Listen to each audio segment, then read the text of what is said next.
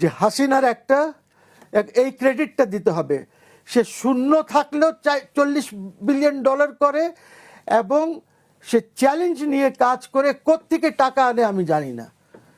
বড় বড় প্রজেক্ট করেছে, টাকা নাই। অনেকেই তো বলেন এই কারণে আমরা পদ্মা সেতু দেখেছি। হ্যাঁ, অনেকেই বলেন এই কারণে আমরা পদ্মা সেতু দেখি। আমরা অনেক কাজ করেছি না বুঝে।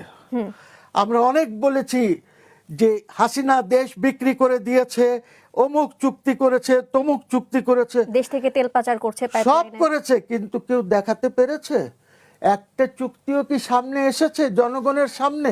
ইন্টারিম গভর্নমেন্ট এনেছে, জোর গলায় বলেছে, আসিফ নজরুল বলেছে, আপনার রিজওয়ানা অনেক কথা বলেছে, রিজওয়ানা এনভায়রনমেন্টের কথা বলেছে, নদী দখলের কথা বলেছে, কিন্তু মেঘনা গ্রুপ অফ ইন্ডাস্ট্রিজ যে নদীর ভিতরে ঢুকে গেছে সেই সাথে কিন্তু জনাব সেটা সে আসিফ দেখে না, নজরুল, জনাব মন্ত্রী হয়ে দেখে না। একটু বলি, জনাব আসিফ নজরুল কিন্তু এও বলেছেন যে কয়েক লাখ ভারতীয় কর্মী বাংলাদেশে এসে কাজ করছেন, কিন্তু তিনি কিন্তু এর প্রমাণ দিতে পারেননি।